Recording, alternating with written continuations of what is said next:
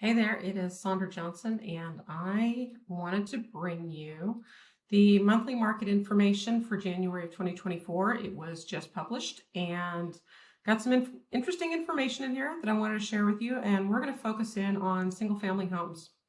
So what you're going to see in here is this report that is put out by Florida Realtors, and then it's broken down by the different geographic areas based on our board of realtors. So I am in the Punta Gorda, Port Charlotte, Northport, DeSoto Association of Realtors. So let's dive in here. So we've got January of 2024 and January of 2023, and then we've got a percent year over year. And this is just a summary, and then I'll talk about some of the more granular details about some of these different statistical numbers. So closed sales, first one here. So January of 2024, we had 217 closed sales versus 204 closed sales in January of 2023. Of those, paid in cash was 82 versus 86 the year before. So slight decrease, tiny amount. Median sale price, $344,999.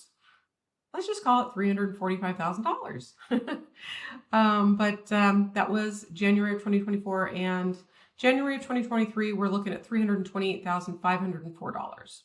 So increase there. Average sale price, $422,416 versus January of 2023, $400,815. So again, if you're looking at numbers, those numbers are slight increases for January. It doesn't scream crash, but it's not huge year over year numbers like there might have been in prior years. Let's see. Let's go to the dollar volume here. So we had an increase in the dollar volume at $91.7 million closed sales in January 2024. The median percent of original list price received, 95.3%. Median time to contract, 60 days. Median time to sale, 104 days. So these numbers have shifted a hair, and that is due to a variety of reasons. Most of you are aware that interest rates are uncomfortably high for a lot of folks. So yeah, it's affecting a lot of things, and there's other reasons why these are high as far as those days to sale and time to contract. But new pending sales, 396 versus 289 the year before. New listings, 716 in the month of January versus 413 a year prior. So that's a big jump there. Pending inventory, this one's kind of interesting, 479 and then 479. Active inventory listings, 2,069 in the month of January 2024 versus 854 in January 2023. Months of supply of inventory, 6.7 versus January of 2023 was 2.7. So again, this is all summary numbers. There are some large numbers in here, large percentage increases. A lot of variety of reasons why, but at the end of the day, part of it has to do with hurricanes. Part of it has to do with everybody finally getting to a point that they can put their houses on the market. And people who had held off and wanted to take advantage of our seasonal influx of people here in this area. So let's go granular for a second here. Here is the closed sales numbers. So again, we had 217 closed sales in the month of January. And you can see here in this graphic, this is 2020, 2021, 2022, and 2023. So you can see, there's some highs and lows. And again, pretty much from here to about here, things were crazy, ridiculously crazy. Things it's normalized a little bit. It's still a little weird. But properties are still closing. They're just not closing as fast as they were, and there is more inventory. So every time we add more inventory every week, every day, every month, and things are not selling as fast, that increase just goes up and up and up. So cash sales, again, you can see that it's somewhat cyclical. We had a pretty decent run up of closures before the end of the year in December of 2023 at 108. And then January, again, these are properties that went under contract, I would say, end of November and sometime in early December. But basically, those sales, January numbers, it's down a little bit. It's not the worst of things. So, again, it'll climb back up as we're going along, but you can kind of see here again, you can see the statistical graph here. Doesn't look like anything terrible. Let's see, cash sales as a percentage of the closed sales. So right now, in January of 2024, the cash sales accounted for 37.8% of all transactions, okay? Prior to a year before, it was 42.2%, and I will tell you that some of that had to do with Hurricane Ian and the fact that some folks had houses that they just wanted to get out of for whatever reason. It was a little damaged, a lot of damage, didn't matter, but we did have a lot of people who came into town with cash, hard money, and they picked up some of these properties. So that's part of the reason, not all of the reason. We don't see that as much anymore. Median sale price. So we have $344,999 is the median. And again, that's a 5% increase. But I just want y'all to see this because I know everybody keeps wondering when the crash is going to come. Unless for some reason something is completely going to go off the rails, this is what's happening and what has been happening. This is what we're looking at. It's going to vary by geographical area in Florida. This is not Naples. This is a much smaller county and a much smaller tax base. It's a different area. It's not Tampa. So what's happening in those markets is not the same as what's happening here. Will it change? Probably. Do I know what it's going to be? Not exactly. But stay tuned. Keep talking to me and I will keep telling you what's going on. All right. So again, that was median sale price, average sale price. We're at $422,416. Again, not a huge change here. It has increased, no doubt, but it's not, it's not falling off. Your number isn't down here now. Dollar volume. So we actually sold $91.7 million in the month of January. That's pretty impressive. It's about a 12% increase over what happened January 2023. But that still is not a huge amount compared to what happened in the last couple of years. So median percent of original list price received. So again, this goes back to, I don't know what about this graph looks like it's crashing. Please stop asking me. It's not crashing. It's good for sellers. It's good for everybody that the world is not falling apart. But by the same token, it's not crashing. Median time to contract, 60 days. 87.5% increase, okay? So it is taking longer for things to happen, and that's for a whole lot of different reasons. But at the end of the day, it is what it is. Median time to sale, we are seeing 104 days. So again, if you are a seller, plan appropriately. Definitely get with your realtor, have a plan, watch the market. The best thing that you can do as a seller is to pay attention to what your competition is doing and look at it through the lens of a buyer. And you will very quickly understand what's going on in the market, and you will most likely be able to realize a faster sale if you're staying in tune with what the market is doing and you flex as you need to, okay? New pending sales, 396 in January of 24 versus 289 in January of 2023. So again, things still pretty strong there. New listings, this is where it gets interesting. So in January 2023, we had 413 new listings in that calendar month.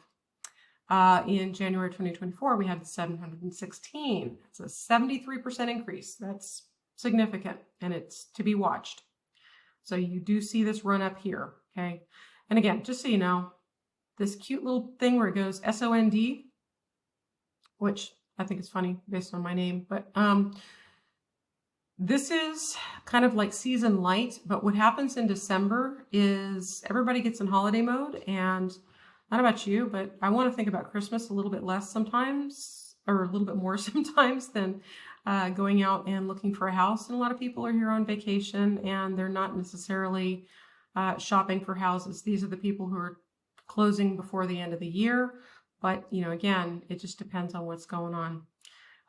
Inventory, active listings. So we have 2,069 listings. That is a lot of listings. Over the last 12 months, it was holding steady, definitely above 1,000. And it has been steadily increasing over the year. You can see that here in this graphic.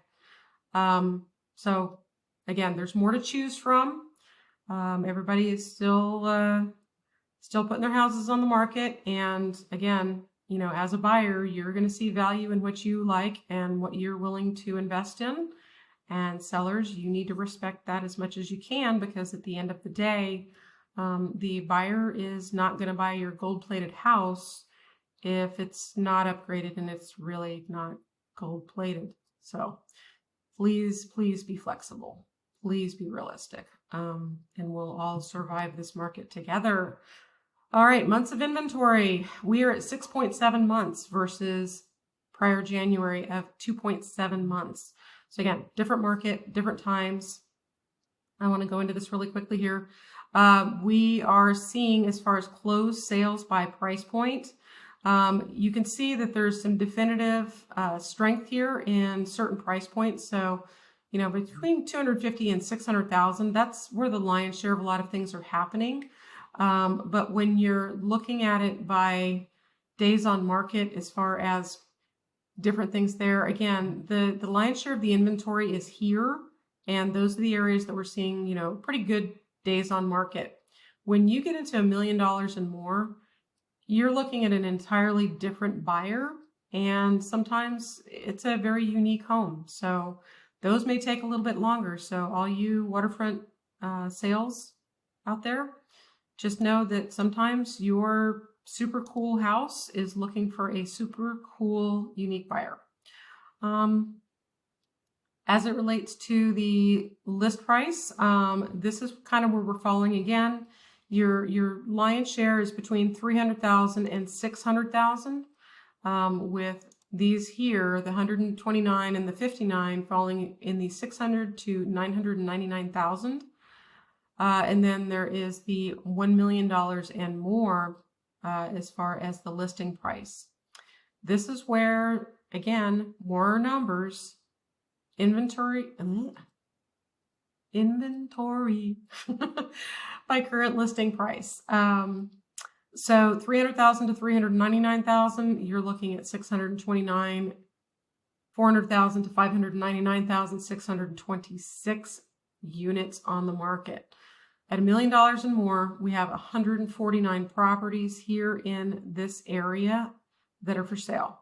And in between the very average and the super luxury, we have almost 400 homes. 357 homes are in that other area. And these last two price point categories definitely are waterfront homes. It's something that needs to be taken into consideration there. This is an important slide for a variety of reasons, not the least of which is this is talking about the monthly distressed homes. So for January of 2024 versus January of 2023, here's what you can see. We had 216 this year. We had 203 last year, traditional sales. Foreclosures and REOs, okay? So straight up foreclosures or bank-owned properties, 0 and 0. Short sales, 1 versus 1 last year. This is the graphic, okay? Just so you see that, that's what's happening. At the end of the day, it's not crashing. Now, here's my asterisk. this is what is going through the MLS. If a foreclosure or REO or short sale or anything is listed by owner, it is a person-to-person, arm's length, family type of a transaction. It is done through an auction site, anything like that. That's not going to be in the MLS unless a realtor has been involved in that transaction, then it will end up in the MLS. So the way that we can analyze the data is different than it might have been 10 years ago or even close to 15 years ago. At the end of the day, what is going through the MLS is not showing us that we're having massive foreclosures. I do know that there is foreclosures out there, but they are not like they were before. So please don't listen to everybody who says the world is falling. It is not falling, I swear. It's definitely weird though. So at the end of the day, this is the report that we had. And again, this is single family homes. This doesn't get into condos. That's a whole nother conversation. There's a lot going on in the condo market and it needs to be talked about for a variety of reasons. There's a lot of fine details, but I'll break that down in a future video. But I just want to bring you single family homes and kind of give you an idea as to what's happening. I look forward to getting the February stats because that will give us a better insight as to how things are proceeding in the market right now.